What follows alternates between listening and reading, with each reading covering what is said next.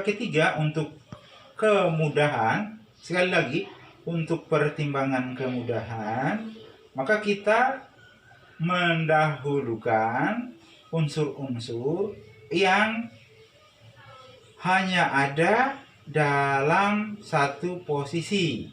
Misal atom C, ini kan di sebelah kiri dia cuman hanya ada pada C2H6. Nah, di sebelah kanan tanda reaksi juga dia hanya ada pada CO2. Nah, begitu pula H. Nah, dia hanya ada pada C2H6, sementara di sebelah kanan dia hanya ada pada H2O.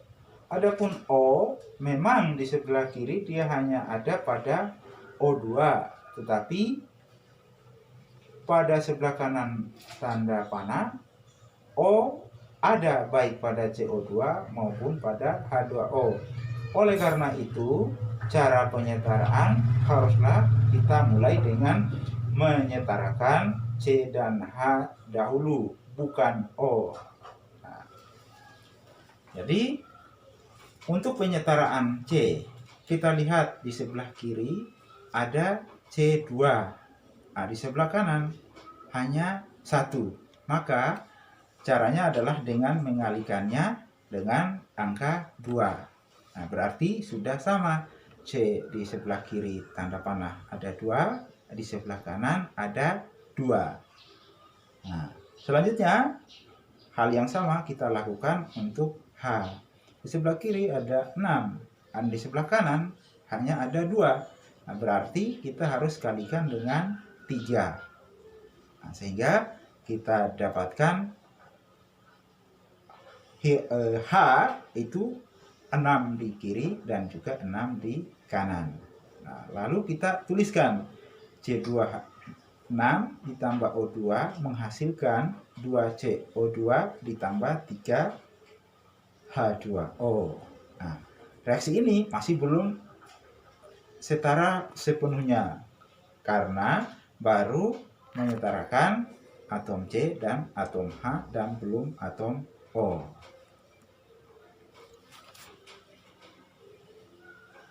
Nah, langkah selanjutnya adalah menyetarakan semua atom. Nah, kita tulis kembali C2H6 tambah O2 menghasilkan 2CO2 ditambah 3H2O. Nah, karena C dan H sudah setara, kita tinggal memperhitungkan atom O-nya. Nah, di sebelah kiri ada 2. Nah, di sebelah kanan pada CO2 ada 4 atom O. Kenapa 4? Karena koefisien dari O ada 2 dan di bawah ya, yang merupakan subscribe yaitu bisa kita lihat ada angka 2. Nah, sehingga keseluruhan dari O itu adalah 2 kali 2. Nah, sementara pada H2O itu hanya ada 3 karena di tanda subscribe-nya itu tidak ada. Berarti tinggal mengalihkan 3 kali 1. Nah, secara total berarti kita peroleh 7 atom O. Nah, bagaimana caranya supaya 7 atom O di sebelah kanan tanda reaksi sama dengan 7 atom O di sebelah kiri tanda reaksi? Tentu ini akan kita peroleh jika atom O di sebelah kiri tanda reaksi kita kalikan dengan 7/2. Nah, 7/2 lalu dikali dengan 2 akan diperoleh O sama dengan 7. Namun demikian, cara penulisan ini juga belum sempurna. Mengapa? Karena koefisien harus dinyatakan dalam bilangan bulat. Nah, tentu saja caranya adalah dengan mengalihkan semua koefisien dengan 2. Nah, sehingga kita akan peroleh 2C2H6. Mengapa 2? Karena sebelumnya tadi C2H6 itu hanya 1. Nah, lalu 7O2 ya, 7/2 dikali 2 lalu 4 CO2 ya karena sebelumnya ada 2. Nah, dikali 2 ada menghasilkan 4. Lalu ada 3. Nah, ini 3 kali 2. Nah, inilah persamaan yang benar, persamaan reaksi yang benar. Nah, untuk lebih meyakinkan, maka kita lakukan langkah terakhir. Langkah terakhir adalah kita periksa kembali. Nah, apabila kita periksa kembali, ya, persamaan kita 2C2H6 tambah 7O2 menghasilkan 4CO2 tambah 6H2O. Kita akan mendapatkan untuk atom H itu ada 12 di sebelah kiri. Mengapa 12? Ya karena subscribe-nya itu dikali dengan koefisiennya. Nah, jadi 6 kali 2. Lalu yang di sebelah kanan, nah, subscribe-nya 2 tapi koefisiennya 6. Nah, sama juga 12. Nah, selanjutnya atom C. Nah, 2 kali 2 4. Ya. Yang di sebelah kanan, nah, 4 kali 1. Jadi 4. Nah, terakhir atom O yang di sebelah kiri itu 7 kali 2 14. Nah, sementara yang sebelah kanan itu 4 kali 2 ditambah 6 kali 1. Jadi 8 ditambah 6. Nah, hasilnya 14. Nah, jadi pada reaktan itu ada 4C produknya, 4C juga. Ada 12H reaktan, produknya juga 12H. Nah, demikian juga untuk O, 14O, produknya juga 14O. Berarti reaksinya itu sudah kita setarakan. Bila kita merangkum semua yang sudah kita lakukan tadi, itu sebetulnya kita bisa rangkum dalam suatu metode yang disebut metode mol. Nah, prinsipnya adalah 1. Menuliskan rumus yang benar untuk semua reaktan dan produk. Lalu kita setarakan. Nah, satu contoh adalah misalkan akan dilakukan pembakaran metanol. Nah, reaksinya itu adalah 2CH3OH ditambah 3O2 menghasilkan 2CO2 tambah 4H2O. Nah, jika 209 gram metanol akan dibakar, nah misalnya berapakah massa air yang dihasilkan? Nah, untuk penyelesaiannya menggunakan langkah-langkah tadi, ya pertama kita lihat bahwa ya, persamaan reaksinya sudah setara, sehingga kita tinggal melakukan metode mol. Jadi yang kita sudah ketahui adalah metanol. Nah, tetapi yang kita ketahui adalah dalam bentuk massanya. Nah, kalau massanya sudah diketahui, kita bisa menghitung molnya. Nah, bagaimana caranya? Adalah dengan membagi massanya itu dengan massa atom relatif, yaitu 29 gram CH3OH dibagi dengan 32. Nah, ini sudah kita dapatkan mol CH3OH atau metanol. Nah, selanjutnya kita melihat perbandingan mol H2O dan mol CH3OH. Nah, terlihat bahwa 2 mol CH3OH itu akan sebanding dengan 4 mol H2O. Artinya bahwa setiap 2 mol CH3OH itu akan menghasilkan 4 mol H2O. Nah, berarti kita tinggal mengalihkan mol CH3OH dengan 4/2 mol H2O. Nah, jadi secara keseluruhan itu bisa kita hitung 209 gram CH3OH dikali 1 mol CH3OH dibagi 32 gram CH3OH lalu dikali dengan 4 mol H2O dibagi 2 mol CH3OH. Nah, ini kita baru sampai pada mol H2O. Nah, tentu yang ditanyakan itu adalah masanya, berarti harus dalam gram. Nah, untuk gram H2O bisa kita peroleh dengan mengalikannya dengan massa atom relatif H2O. Dalam hal ini 18 gram H2O untuk tiap 1 molnya. Nah, jadi secara keseluruhan bisa kita hitung 209 dikali 1 per 32 kali 4 per 2 kali 18 per 1. Hasilnya adalah 235 gram H2O. Secara ringkas bisa kita lihat tadi proses-prosesnya dari gram metanol menjadi mol metanol, dari mol metanol diubah lagi menjadi mol H2O, dari mol H2O lalu kita konversi lagi menjadi gram H2O. Nah, bila kita lihat pada contoh kita di slide ini, maka akan direaksikan atom dengan warna hijau dan atom dengan warna merah untuk berikatan menghasilkan molekul merah hijau. Kita juga bisa melihat bahwa jumlah atom yang hijau ya, itu ada 6, sementara jumlah atom yang merah itu ada 12. Nah, ketika berikatan tentu saja atom hijau akan habis dan atom merah akan berlebih. Maka banyaknya produk yang dihasilkan itu ditentukan oleh banyaknya atom yang hijau. Mengapa?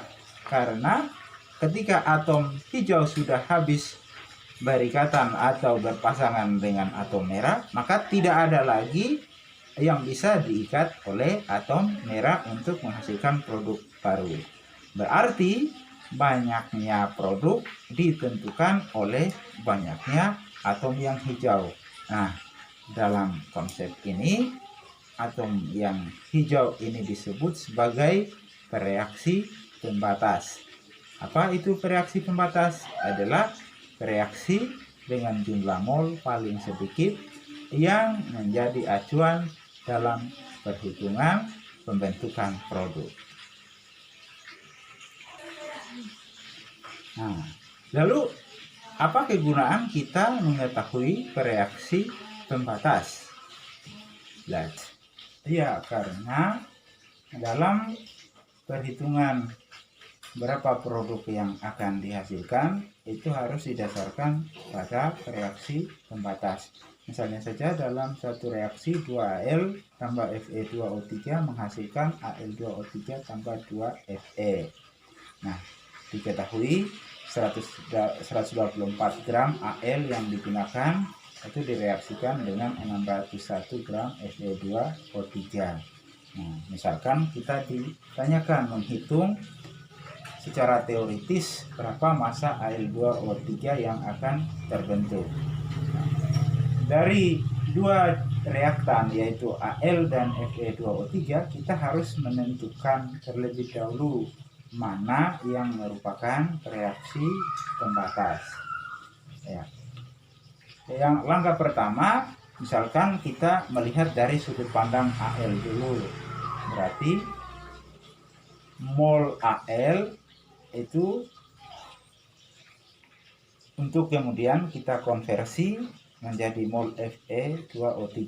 Mol Al bisa kita hitung dari gram Al, sementara mol Fe2O3 bisa dipakai untuk menghitung berapa Fe2O3 yang dibutuhkan. Atau sebaliknya, kita mulai dari berapa mol Fe2O3 untuk kemudian kita bisa mengetahui berapa mol Al yang dibutuhkan. Mol Fe2O3 itu bisa kita hitung dari gram Fe2O3 dan dari mol Fe2O3 kita bisa mengetahui mol Al yang dibutuhkan. Dari mol Al kita bisa menghitung berapa gram Al yang dibutuhkan. Nah, berarti untuk dari sudut pandang Al terlebih dahulu, 124 gram Al kita bagi dengan massa molekul relatif Al 27. Nah, lalu dikali lagi dengan perbandingan mol pada reaksinya. Jadi 1 mol Fe2O3 itu sebanding dengan 2 mol Al. Nah, terakhir untuk mengetahui gram Fe2O3, nah, berarti harus dikalikan dengan massa molekul relatifnya, yaitu 160. Nah, terlihat bahwa apabila 124 gram Al ini kita reaksikan, maka akan seluruhnya akan membutuhkan 367 gram Fe2O3.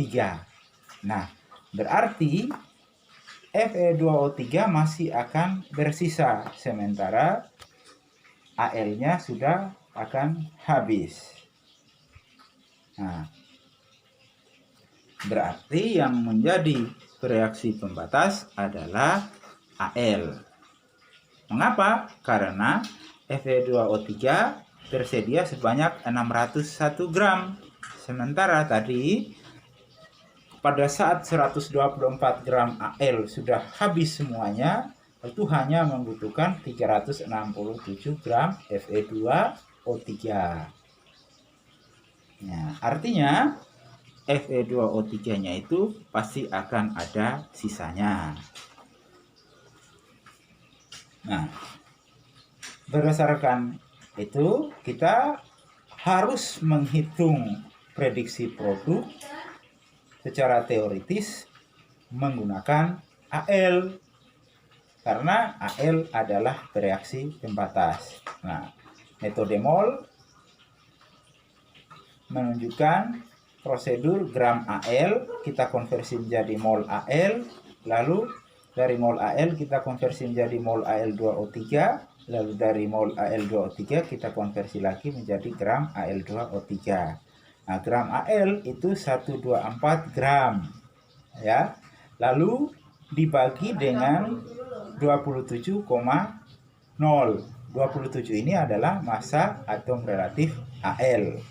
Nah, lalu kita lihat perbandingan molnya tadi. Nah, perbandingan mol dalam persamaan reaksi kita lihat bahwa 2 Al itu sebanding dengan 1 Al2O3. Artinya setiap 2 atom Al akan menghasilkan atau memproduksi 1 Al2O3. Nah, tinggal dikalikan saja, jadi 1 mol Al2O3 per 2 mol Al. Nah, ini sudah akan menghasilkan mol Al2O3. Untuk gramnya kita kalikan lagi dengan massa atom relatif, jadi 102 gram Al2O3 per 1 mol Al2O3. Nah, ini sama dengan 234 gram.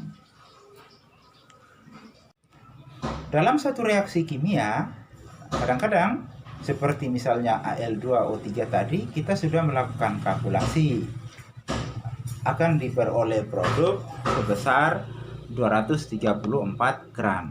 Kenyataannya dalam praktek kita tidak mendapatkan produk sebanyak hasil secara teoritis. Nah, produk yang didapat selalu lebih kecil dari produk yang dihitung dari teoritis. Nah, jadi ada hasil teoritis yang dihitung berdasarkan metode mol, dan ada hasil sebenarnya yang diperoleh dari percobaan atau praktikum. Nah, untuk menjembatani ini ada yang disebut sebagai persen hasil. Nah, persen hasil itu adalah hasil sebenarnya, atau di sini dituliskan sebagai hasil aktual, dibagi hasil secara teoritis dikali 100%.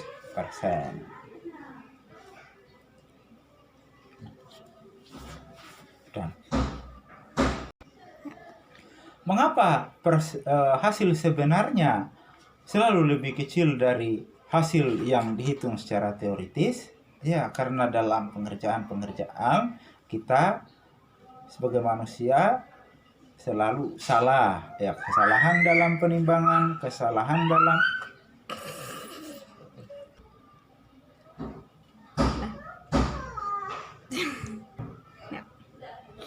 mengapa hasil yang diperoleh dari percobaan atau praktikum atau disebut sebagai hasil aktual selalu lebih kecil dari hasil teoritis? Ya, karena dalam pengerjaan kita sebagai manusia selalu ada kesalahan. Nah, misalnya kesalahan dalam menimbang, kesalahan dalam pengukuran lain, kesalahan dalam pengamatan. Nah, ini akan berakibat pada berkurangnya produk yang diperoleh dari percobaan ataupun penelitian.